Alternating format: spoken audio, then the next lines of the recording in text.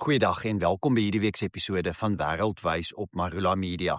Nou ja, die wêreld staan nie stil nie, daar gebeur geweldig baie dinge wat almal van ons natuurlik raak. Ons het in Suid-Afrika hierdie week gesien die stygende inflasieprys en kommer neem natuurlik toe, soos wat die konflik in die Midde-Ooste besig is om verder te verdiep en te eskaleer. Hierdie episode word opgeneem op donderdagoggend en teen vanoggend was die Brent ruolieprys op pad na $100 vir 'n vat. Ruolie, as jy nou maar net dink, enkele weke gelede het dit geraak aan $70 en ons was eintlik oortuig geweest die olieprys sou daal tot minder as $70 'n vat, soos wat die VSA en Iran hulle vredesooreenkoms implementeer en dan oor 'n langer vrede onderhandel. Maar dit het nie so uitgewerk nie. Daar was 'n verbreeking in daardie skietstilstand ooreenkoms. Die vredesooreenkoms het eintlik in 'n groot mate tot 'n einde gekom en die afgelope 2 weke sien ons byna 'n daaglikse eskalasie in die konflik. Amerika wat reuse lugaanvalle op Iran uitgevoer het die afgelope 2 weke, groot skade aangerig het, nou ook begin om infrastruktuur soos brûe, lughawens, elektrisiteitsopwekkingskapasiteit om dit te teiken. Iran wat ook sy aanvalle uitbrei. Verskeie Amerikaanse weermagbasisse in die Midde-Ooste wat geteiken is. Ons weet van die skepe in die seestraat van Hormuz wat aangeval is, maar ook sy een proxy wat groot ontwrigting kan veroorsaak aan internasionale scheepvaart, die Houthis in Jemen, wat dan nou hierdie week begin het om skepe uit Saudi-Arabië in die Rooi See aan te val. Dit is baie kommerwekkend. Onthou, Saudi-Arabië het eintlik die afgelope 4 maande baie van sy olieuitvoere verskuif van die seestraat van Hormuz na die Rooi See. En daarom sien ons geweldige stygings in oliepryse, kommer oor voorrade oor die volgende paar maande, soos wat baie lande in hulle kritieke bronne van olie begin intap en dit eintlik opgebruik en op een of ander stadium natuurlik 'n wesenlike uitdaging kan ontstaan. Die vraag is, kan hierdie konflik nog verder verdiep? Kan daar 'n verdere eskalasie wees wat waarskynlik gaan neerkom op een van 2 dinge as dit aan die Amerikaanse kant is? Dit is 1 natuurlik net 'n baie meer uitgebreide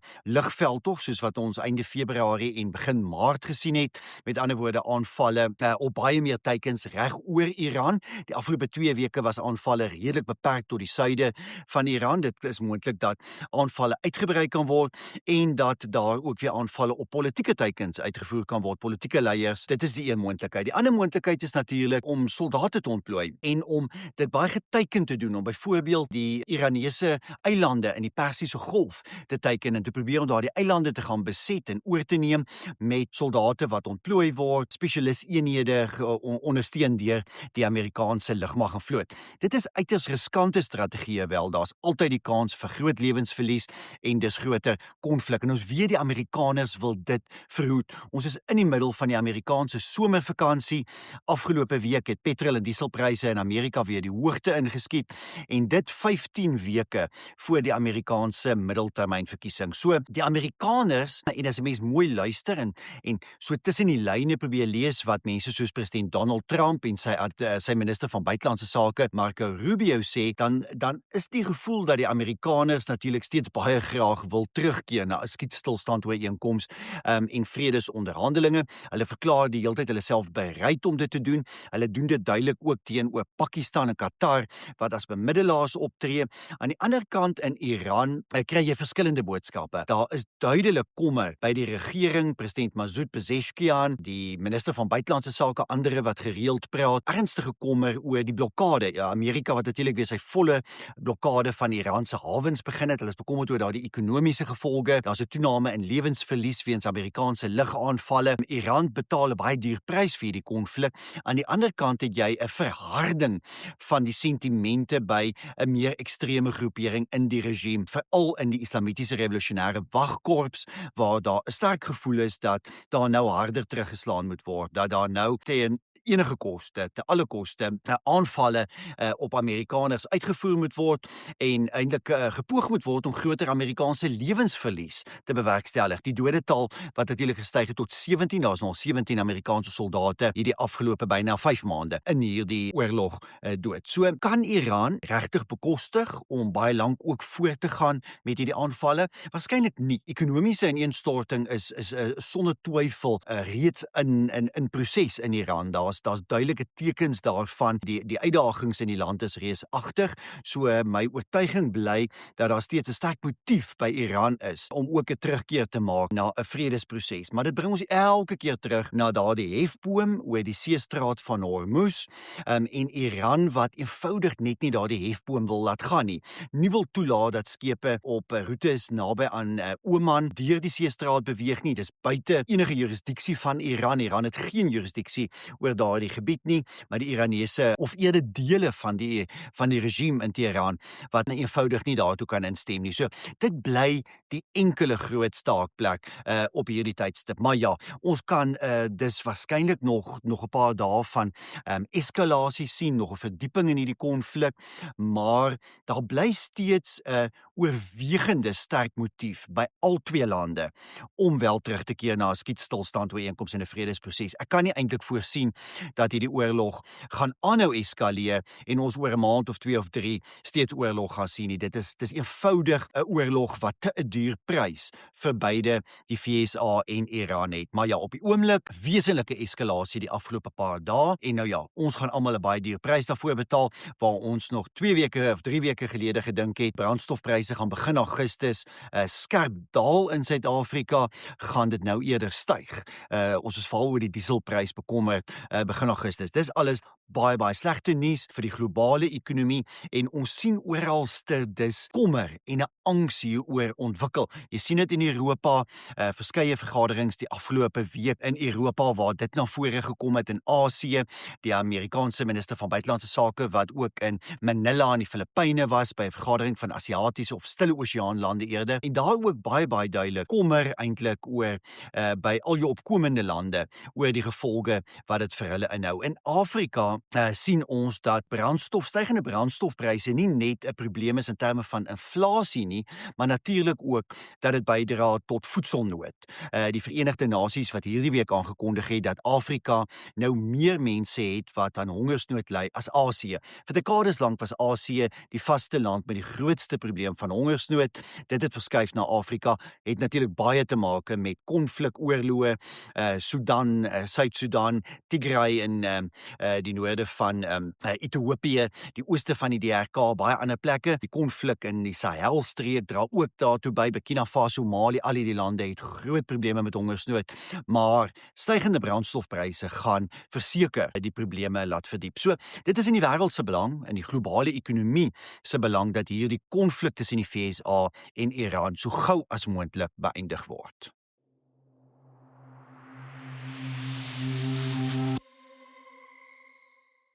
Nog 'n oorlog wat tot 'n einde moet kom is natuurlik die oorlog in Oekraïne. Dit is baie duidelik uit die afgelope week of wat se gebeure dat die Amerikaners weer baie sterk ingestel is op die hernuwing van die vredesproses daar. Marco Rubio wat ook in Manila met Sergey Lavrov, die Russiese minister van buitelandse sake, ontmoet het om dan oor 'n vredesproses te praat. Die Europeërs probeer meer druk plaas op Rusland. Die Europese Unie wat hierdie week 'n nuwe sanksiepakket teen Rusland aangekondig het, daar's nog nie konsensus daaroor nie, omdat Griekeland dit teenstaan. Griekeland is natuurlik baie direk betrokke by die vervoer van Russiese olie in ander wêrelddele, maar die druk wat Europa probeer plaas op Rusland het veral 'n fokus op die finansiële sektor in Rusland, die banke. Nou daar is 'n skuldkrisis aan die ontwikkel in Rusland. Rusland het die afgelope 4 jaar wat eintlik uitsonderlik goed by sanksies aangepas, maniere ontwikkel om sanksies te verdra, maar jy sien tog oral die krake. In die eerste kwartaal van verjaar het die Russiese ekonomie gekrimp.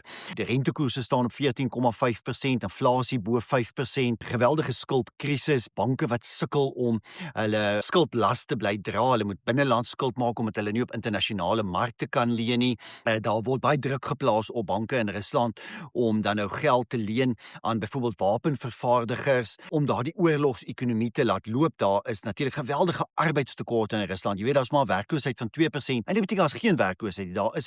Daar's 'n 'n wesenlike arbeidstekort in Rusland. Daar's 'n tekort aan tegnologie, toegang tot tegnologie. Wanneer hulle westerse tegnologie bekom deur derde partye, is dit dikwels baie duur. Dit dra by tot inflasie. So Rusland het baie aangepas by al hierdie sanksies wat deur Europa, 20 sanksiepakkette wat deur Europa ingestel is, deur Amerika, baie ander lande, maar dis nie volhoubaar nie. Jy kan nie vir altyd so aangaan met 'n soort oorlogsekonomie nie. En Rusland raak natuurlik te afhanklik van China.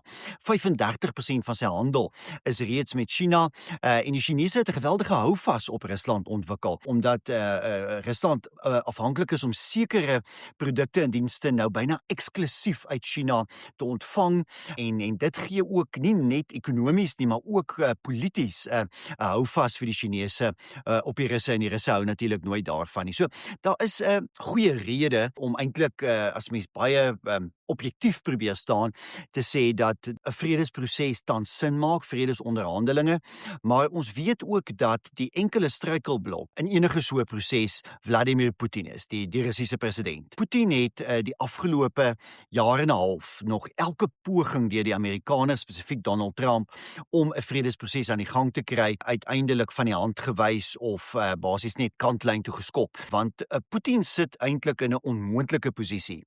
Hy het natuurlik sy hele nalatenskap geplaas op hierdie oorlog in Oekraïne.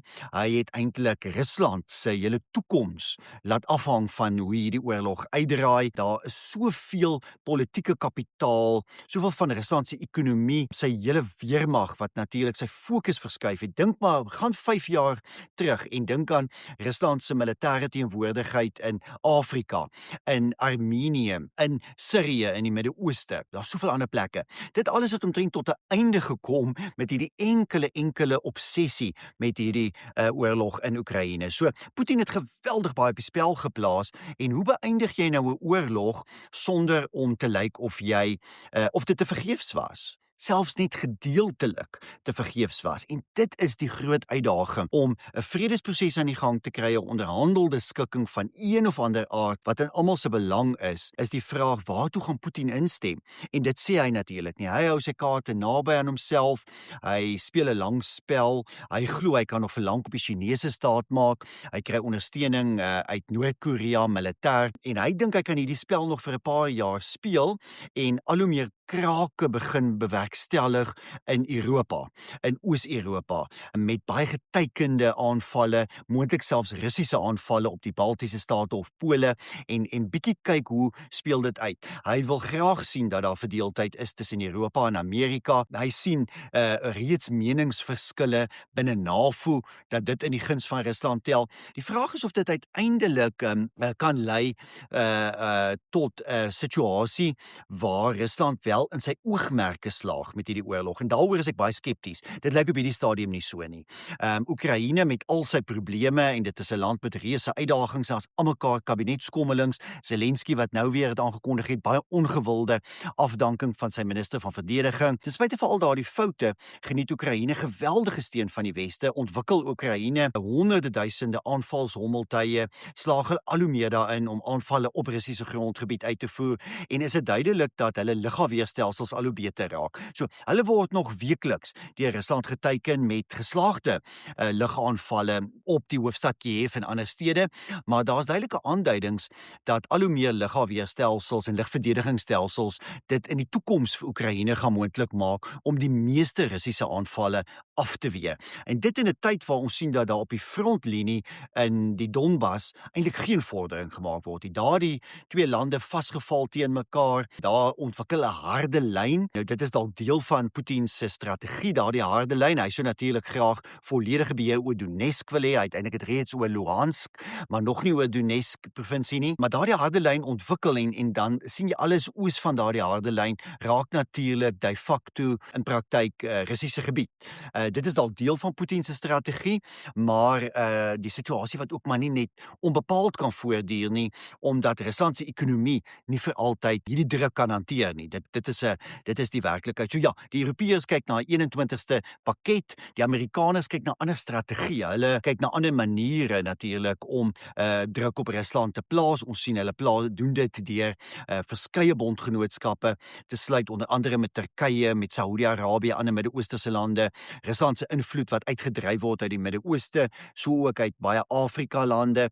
So die Amerikaners wat bietjie 'n ander strategie het. Maar nou ja, dit lyk nie nou of daar noodwendig binnekort groot onderhandelinge, vredesonderhandelinge gaan plaasvind nie, maar daar is tog duidelik van die Amerikaners se kant af 'n poging om dit wel te doen. Die vraag wel, en daarmee wil ek net oor hierdie segment afsluit, is of Amerika en die Trump-administrasie groter steun aan Oekraïne gaan verleen. Dit het ons redelik die afgelope jaar en 'n half sien opdroog onder Donald Trump, maar by die onlangse NAVO-beraad het Trump natuurlik onderneem om Oekraïne te ondersteun met veral die ontwikkeling van die Patriot missielstelsels. Daar is 'n sprake dat Amerika 'n sein wil stuur aan Rusland om vir die Russe te sê, luister, kom terug onderhandelingstafel toe deur dan 'n baie spesifieke gefokusde ondersteuning aan Oekraïne. En dit sal waarskynlik maar wees deur intelligensieondersteuning wat tans wel gebeur, maar dan ook veral lugverdedigingsstelsels wat Oekraïne natuurlik baie nodig het.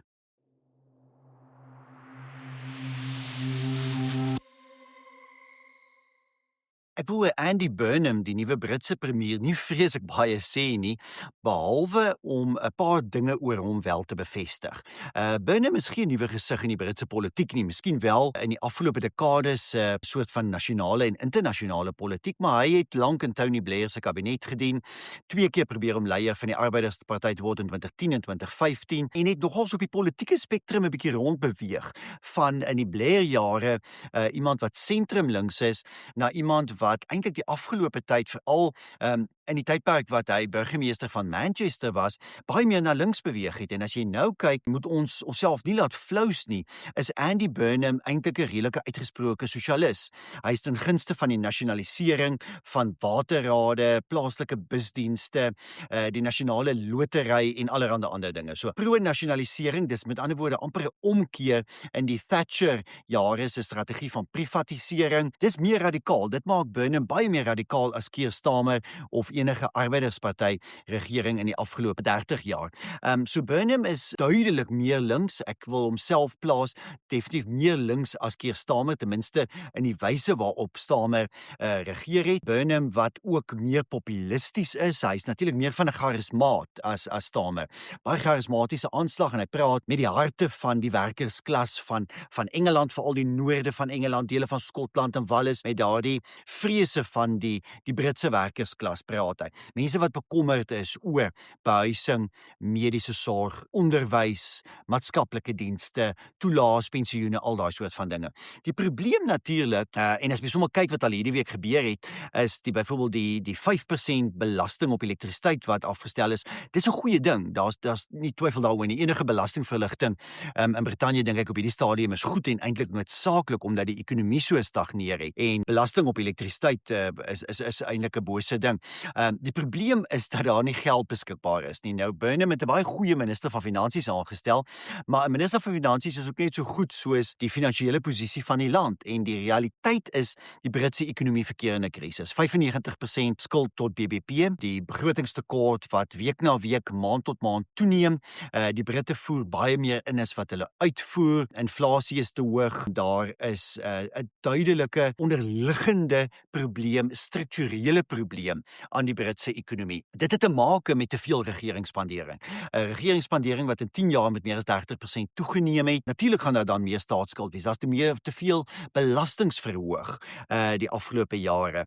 Brexit is nie korrek geïmplementeer nie. Daar's nie goeie handelsooreenkomste nie. Daar's nie die nodige deregulering in plek geplaas na Brexit om buitelandse investering moontlik te maak. As jy net kyk na die hoeveelheid kontant waarop Britse maatskappye sit, sit en hoe min geld hulle herbelê in die Britse ekonomie, dan bevestig dit vir jou daardie lae vertroue oor die potensiële ekonomiese groei van die toekoms. Nou of nasionalisering en nog meer regeringsspandering op sosiale programme hiertoe gaan bydra, daaroor is ek skepties. So ek is eintlik baie skepties oor Andy Burnham. Ek dink hy gaan so 'n bietjie van 'n witbrood fase hê. Dit werk altyd by nuwe leiers. So uiteindelik gaan die toekoms van Brittanje by 'n volgende verkiesing beslis word. En daar is Nigel Farage, die leier van die Reform Party, heeltemal reg om te eis dat 'n vroeë nuwe verkiesing moet plaasvind. Dit gaan natuurlik nie gebeur nie. Die Arbeidersparty het 'n volstrekte meerderheid in die Britse parlement en hulle gaan daaraan bly vasklou tot by die datum oor 3 jaar wanneer daar weer 'n verkiesing moet plaasvind.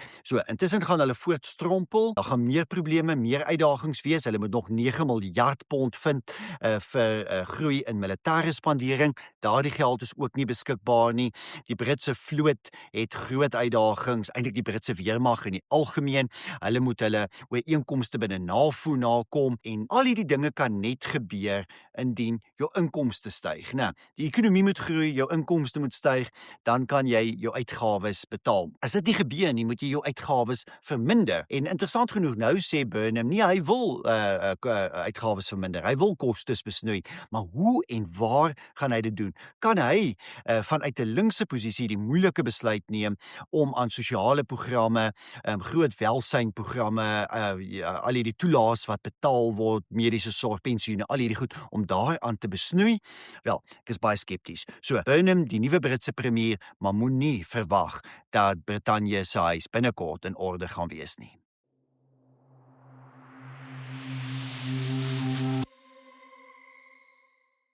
Daar's natuurlik ook verskeie ander politieke verwikkelinge die afgelope tyd en 'n mens kan 'n paar dinge vinnig opsom. Ek wil nie oor alles in diepte praat nie. Die onlangse verkiesings in Latyns-Amerika, veral Suid-Amerika natuurlik baie belangrik. 'n Baie regse president wat in Kolumbia verkies is. Hy word binnekort ingehuldig, net so ook in Peru. Eintlik omtrent die hele Suid-Amerika wat na regs geswaai het met net op hierdie tydstip nog Brasilië en Uruguay wat linkse regerings het. Eintlik verstommend as mens kyk die verandering polities in Latyns-Amerika in 'n baie kort tyd. En dis natuurlik omdat die Trump-administrasie in Amerika daar 'n baie groot rol speel, groot invloed het. En jy kry nou al hierdie pro-Trump, pro-Amerikaanse regerings wat verkies is in Argentinië, Chili, Peru, Kolumbia, 'n klomp ander lande. En dan is daar natuurlik afgelope week 'n ooreenkoms gesluit tussen die VSA en Saudi-Arabië wat dit gaan moontlik maak vir Saudi-Arabië om 'n kernprogram te ontwikkel. Nou dis 'n groot deurbraak vir Mohammed bin Salman, die kroonprins van Saudi-Arabië, was een van sy groot doelwitte die afgelope tyd om so 'n ooreenkoms te bereik en dis baie strategiese besluit van die Amerikaners. Trump hou van die Saudis.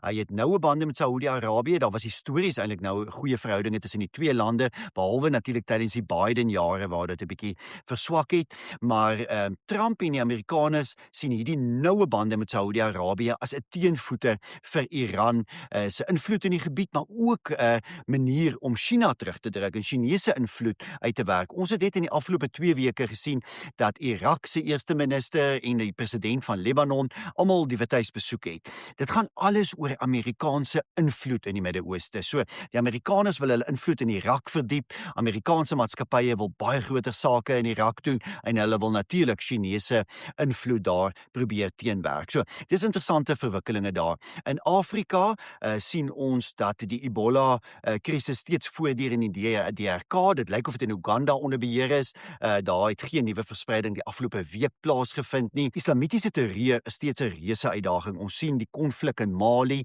die Amerikaners wat oorweeg om daar betrokke te raak met moontlike aanvalle, want groepe met wat bande het met Al-Qaeda is eintlik besig om stelselmatig die hele Mali oor te neem. Dit bedreig Burkina Faso, Niger, selfs Chad en ander lande in die streek. So, die probleme daar wat redelik ernstig is. Dan interessant genoeg het die Duitse minister van buitelandse sake, Johan Wadephol, Nigerië besoek. Nou Nigerië is natuurlik deesdae in internasionale energiesake 'n al hoe belangriker land, groot oliereserwes, hulle ontwikkel al hoe meer raffinaderye en ek dink dit is maar die rede waarom die Duitsers nou skielik noue bande met Nigerië smee. Almal is op soek na Nigeriese olie. So, goeie nuus sekerlik vir Wes-Afrika en vir 'n land soos Nigerië, hierdie noue samewerking met Duitsland. prioriteitsland. En dan het die Amerikaners in die afgelope week of wat heelwat aanstellings van ambassadeurs in Afrika lande aangekondig. Dis nogals opvallend. Dis baie duidelik dat die Trump-administrasie begin 'n strategie ontwikkel van weer 'n baie direkte betrokkenheid in Afrika, in spesifieke Afrika-lande. Mens dink hier aan lande soos Kenia, Rwanda, Tanzania, Angola is duidelik 'n belangrike prioriteit vir hulle. So, daar's seker prioriteitslande wat deur die FSA ontwikkel is die afgelope tyd. So, dit is enkele van die afgelope week of twee se internasionale nuus, natuurlik baie meer dinge wat gebeur het. Ons gaan in die volgende week of twee fokus op die Amerikaanse middeltermynverkiesing, 'n bietjie daaroor gesels. Die tyd daarvoor kom natuurlik nader en ook baie ander interessante politieke en ekonomiese ontwikkelinge internasionaal. Dit is aan die einde van hierdie week se program. Ons gesels weer volgende week.